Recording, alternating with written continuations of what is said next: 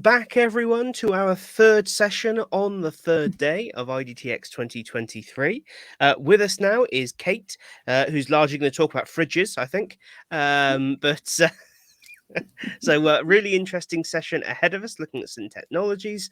There's an opportunity for a Q&A at the end of this session. So please put your questions either in the Q&A tab or put them in the comments at the end. But in the meantime, feel free to use the chat. And without further ado, I will hand over to you. Kate, the stage is yours. Thank you. So, hello everyone. Thank you for joining me here. Today I will be talking about a connection between intelligent fridges and e-learning. But before we go, let me quickly introduce myself. So, my name is Katarzyna, or Kate. I'm from Poland. I'm connected to e-learning for like 14 years now. At present, I work as a product owner for Whelms. That's a Polish headless LMS system. Privately, I'm a very creative person, loving DIY projects, loving to both learn and teach foreign languages. Recently, I've started learning Japanese, for example.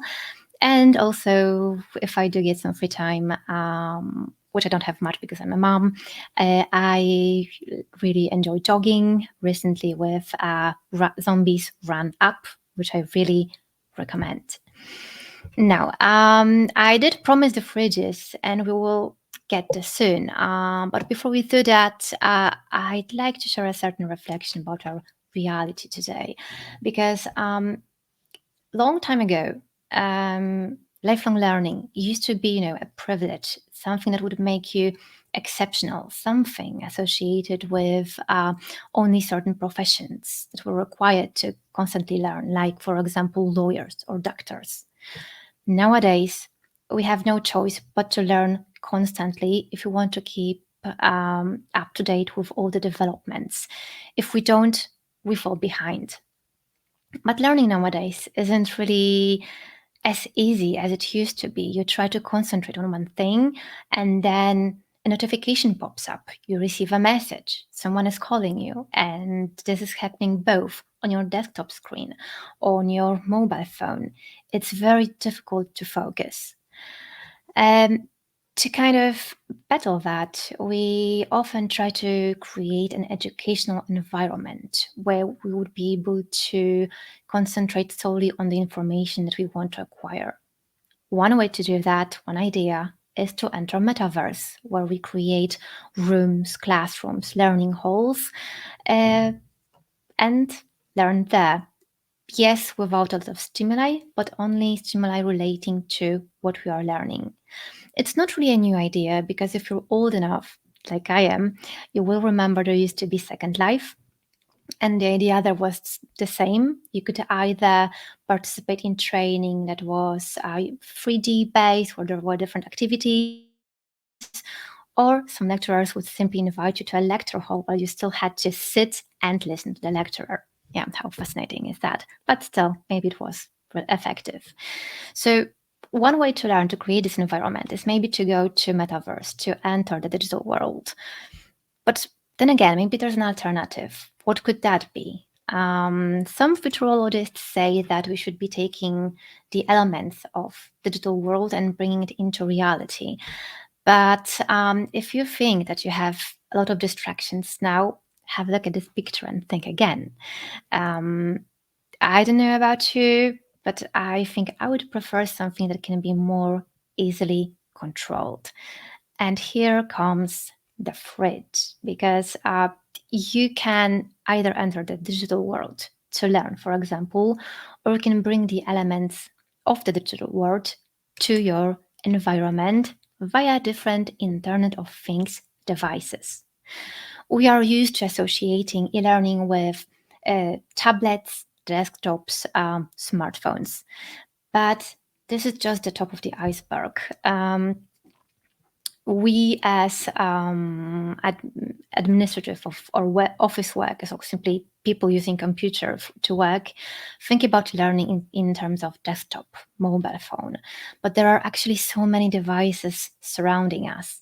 and they change depending on the context, on the surrounding we're in, and depending on what we are doing right now.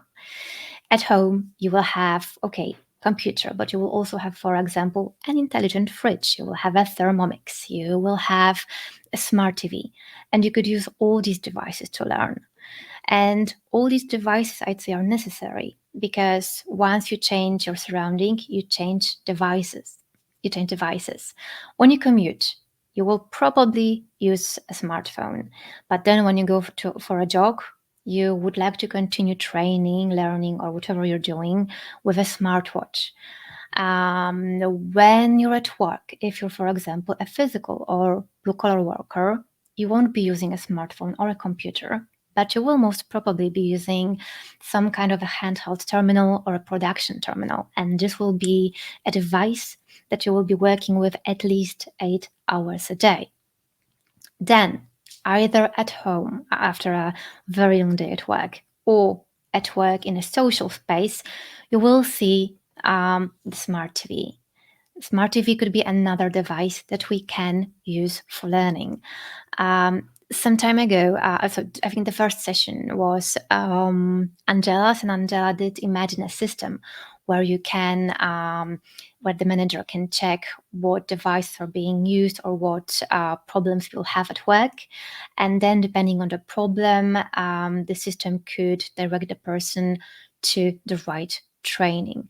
We are actually having a technology now, a technology appeared that can enable us to do that, to connect with different systems, to connect with different devices.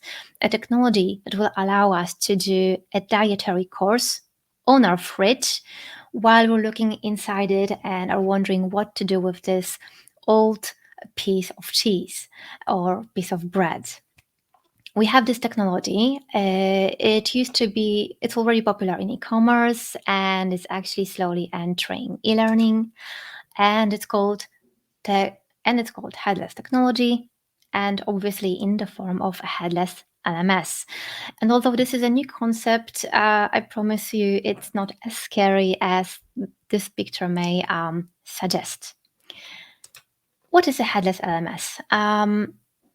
Think of any app or system or any other piece of software that you have contact with. This system always kind of has two parts: front end, or the visual side, and the back end. Or so the back end meaning the code, the content layer.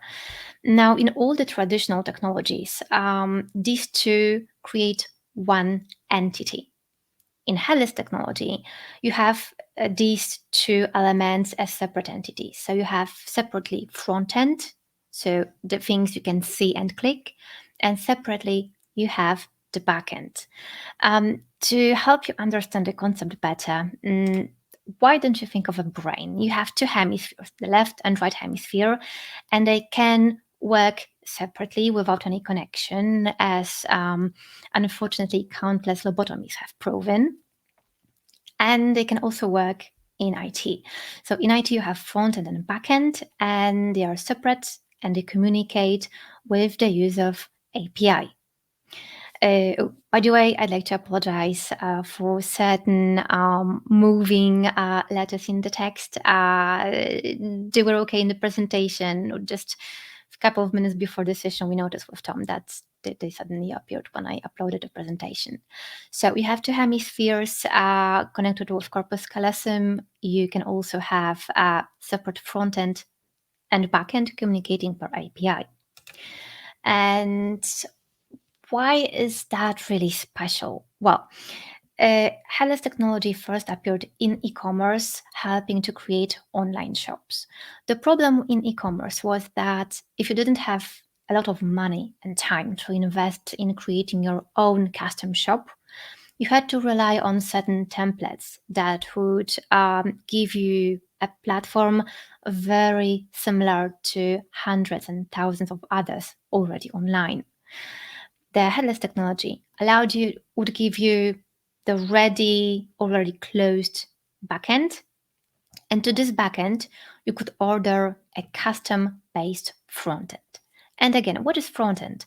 Frontend is the visual side, but it's not just about what you see. front end consists of, yes, colors, of logos, but it's also the full architecture or the structure of a website. When you use a template, when you use WordPress, you can change colors, you can choose a layout of elements, you can add your logo, but that's it. In case of front-end, in case of custom-built front-end, especially for your e-commerce shop or your LMS, you can create the full user experience because you decide the order of sites, the order of areas the end user will enter. You decide what functions are placed where and which ones are visible. So this is much more than just using a template. I know that some people mistakenly think of headless LMS systems or headless LMS shops, online shops, as white label. This would be true if we understood front end only in terms of the color palette and logo, because that's what white label is. In terms of headless, you do get the opportunity to create the full user experience and make the full front end from scratch. Actually, many companies don't give you any front end to start work with. You only have to, the only possibility to use the system is to order the custom front end. Now, I was now concentrating a lot about on front end because it is kind of important. This is the most visible part. The front end is the head that the system is not supposed to be having. But that's not all. Headless technology has great potential, and we can not only think of it in terms of visual side. There are already some headless LMS providers on the market, and they all interpret the headlessness in a very different way. So some companies simply decide that it's about the looks, and they allow you to adjust the front end, the website, the UX experience. But that's not all. Headless technology can be much more. First of all, you already have this backend, and the advantage of headless technology is that you can add multiple frontends to the backend. I have already talked about frontend in terms of looks and clickability, but frontend also means that the app, the system, will look differently on every device that you try to view it on. Think of your favorite website. It does look differently on a desktop and on mobile and on tablet. And this is the same with headless. Although with headless, we don't only have to think in terms of smartphones, tablets, and desktops. You can also add a front end for VR goggles, for AR goggles, for handheld terminals, for an intelligent fridge. This means that the platform, the system, will be fully responsive no matter what device you decide to connect to the system. So we're talking here about totally new dimension for responsiveness. But that's not all. We already said that the backend communicates with frontend. Now, if you imagine that the backend has a phone and calls frontend, there is no reason why the backend shouldn't be calling anyone else or any other app. Actually, thanks to the API, the backend can communicate to any other system. It can be connected and integrated with any other app or software that is out there, as long as the provider allows for this integration to happen. So you don't really have to look for an LMS that has the right set of integrations in the offer. You can ask for a custom integration if you find the right and true headless LMS system. Also, although headless is mostly about changing, adjusting, creating front end, it also has a rather flexible backend. So it is possible to make there certain changes, customize it slightly, and adjust to your needs. Now, Headless technology is relatively new and this brings some additional advantages. So, because it's new, it's written in a very modern way, it's very light on the code. This means that it only contains programming code that is necessary. So, because of that, it has fewer elements, it's light. And because it's light, it will also be fast. It will be working quickly. It will be downloading very fast and quickly showing you the materials that you're demanding. But also, it's safe. And yes, it's safe because it's new, it's modern, and has up-to-date safety standards. But also, when you have front end and back end connected into one in older systems, you have a very big surface for hacking the system. The surface for attack is much bigger. In case of headless, which is separating front end and back end, even if you break into the front end, you still have to do all the work to actually break into the back end, which makes it much safer and gives you more time to actually notice the attack. So, okay, now you know what headless technology is all about, what headless LMS looks like. And this is a tricky question. It actually doesn't look, it's just the back end. It doesn't have any front end. You have to build it from scratch. And you know what kind of its advantages are. But this is just theoretical knowledge and it won't do any good until we have a look at some really great use cases and some possible implementations. So, whenever you think of a headless LMS, be it online shop, headless LMS or an online shop, think of it as a chameleon. It can adapt to the environment, but not only in terms of looks. And let me show you how.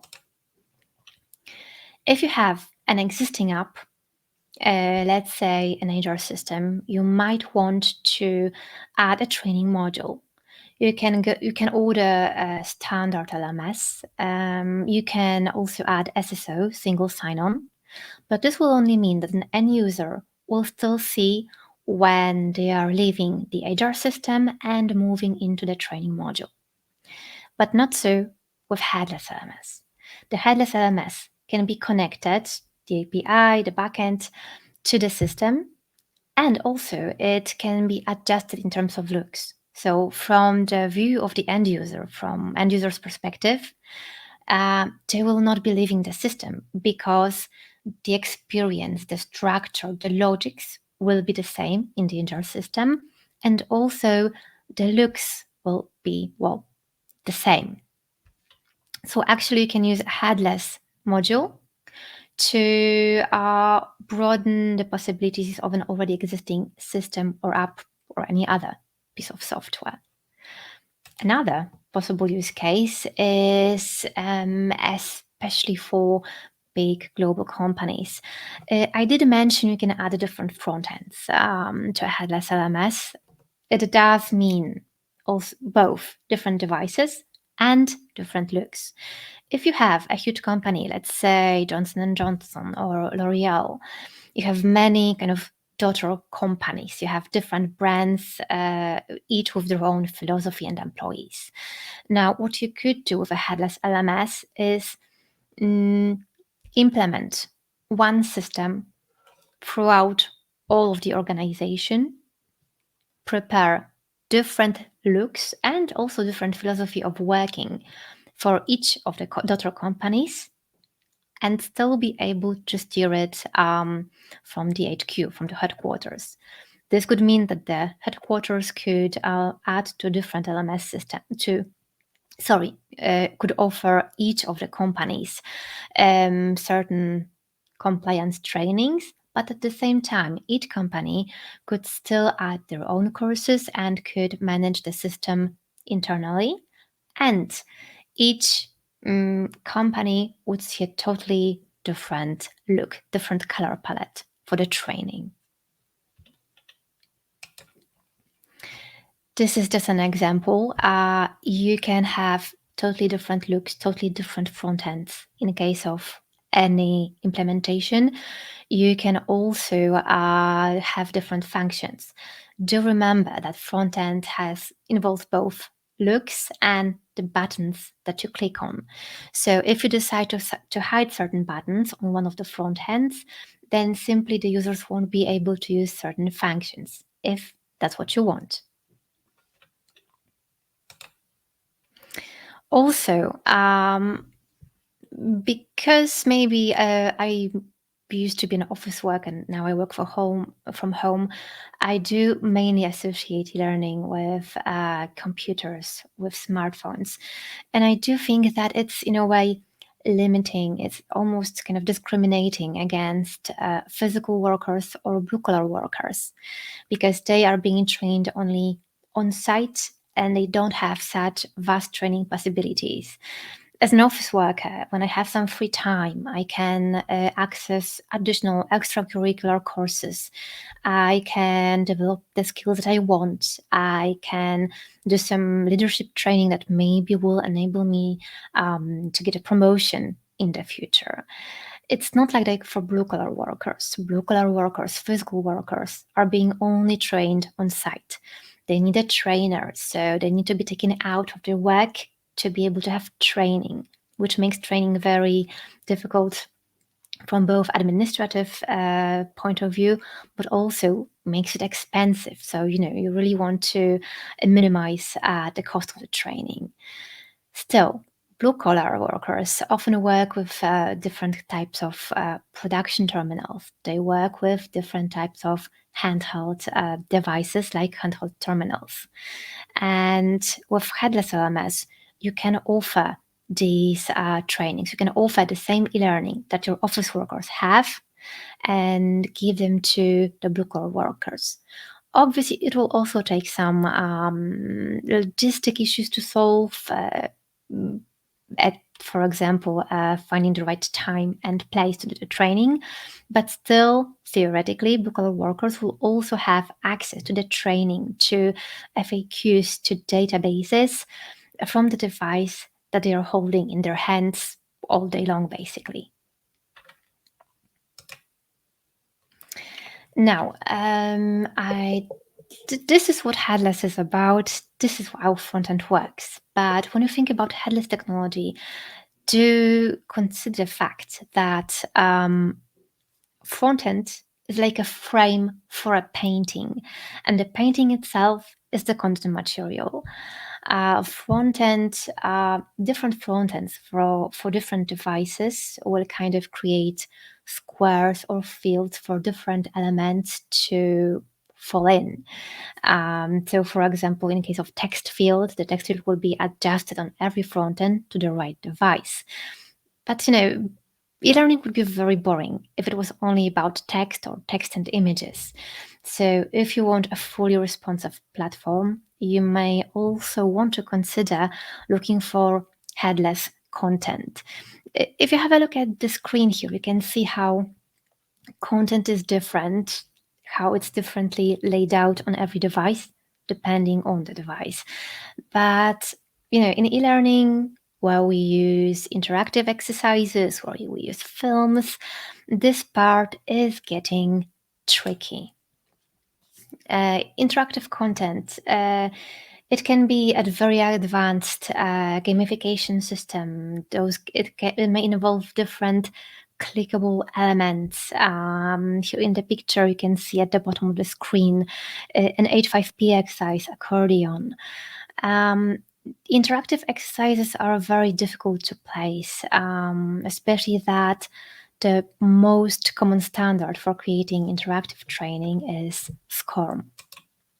Now, we all know SCORM. SCORM is still dominating the e-learning market. It has about 70% of the market. In Poland, I'd say it's 80 to 90 at least. And well, everyone supposedly loves it. There are some voices of criticism, the biggest one being responsiveness. While SCORM can be viewed on smartphones and or desktops, there will be some issues. of the interchangeability of the device.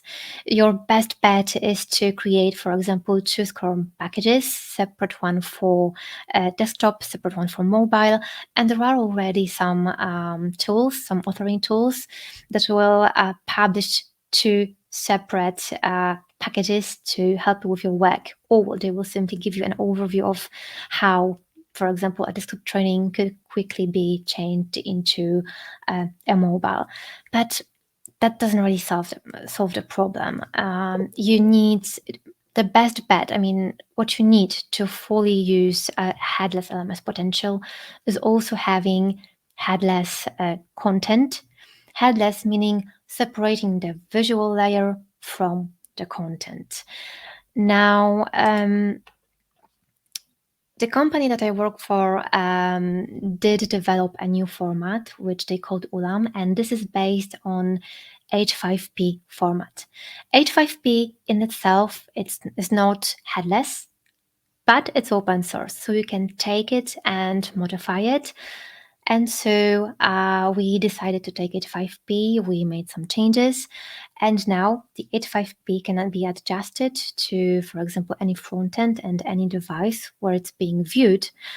And it's not only about structure or layout, there's the fun fact. So if we get back to, let's say, L'Oreal, and we have different companies, each with their own color palette, the H5P, the modified H5P, will adjust itself to the front end also in terms of font. So it will take the font of the dedicated front end for a certain company, and it will also, for example, take on different colors.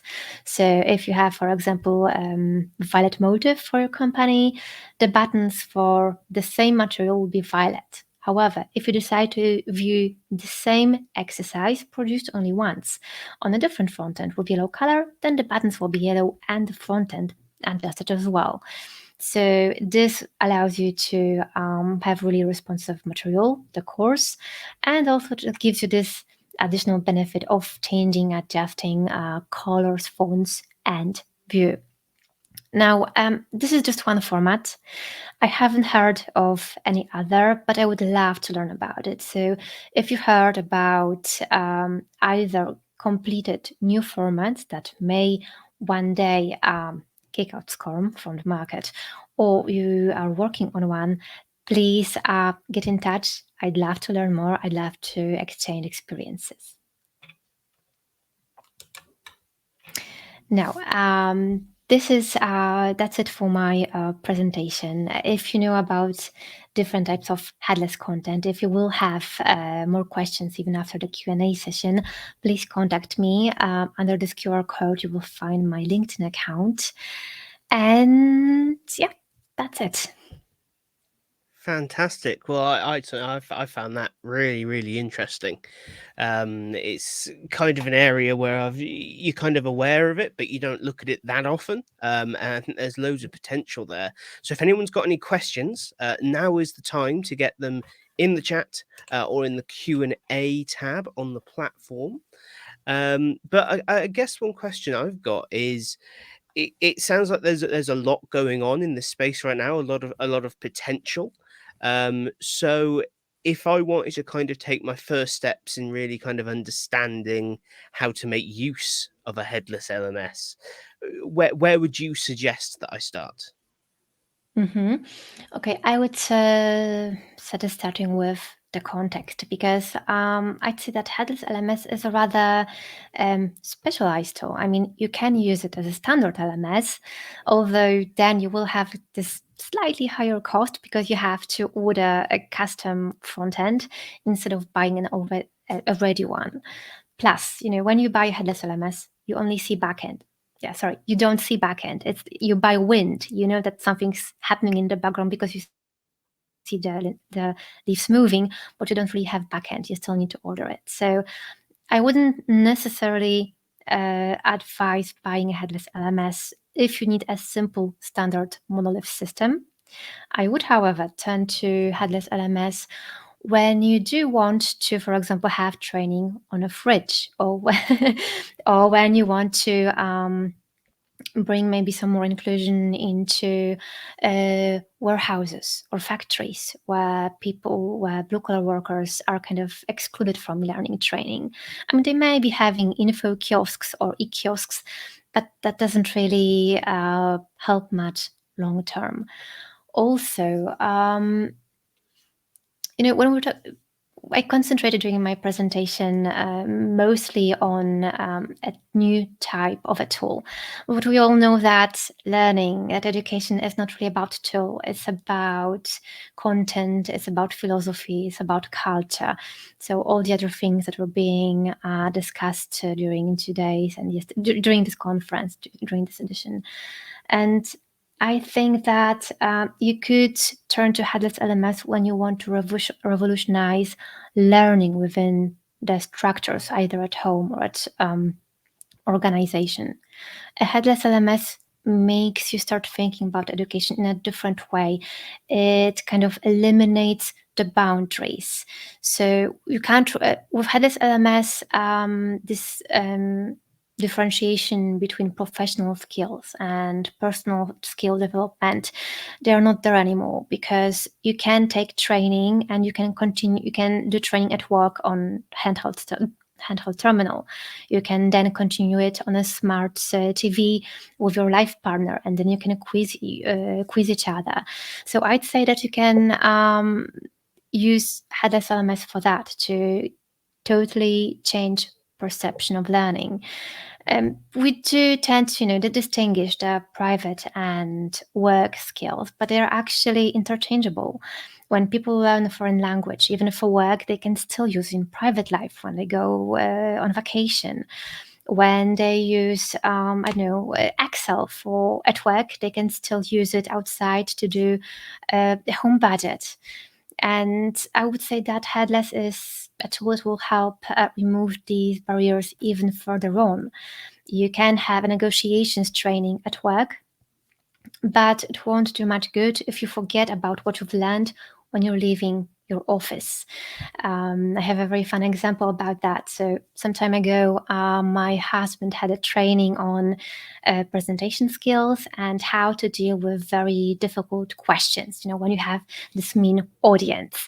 And he told me the examples, and I jumped right on it because it was fun. And first we discussed some professional situations, but then we started asking each other questions like, honey, when will you take out the trash, right? Or honey, when will you, do some vacuuming? And and we still started practicing. And I don't know how actually we've become good at it.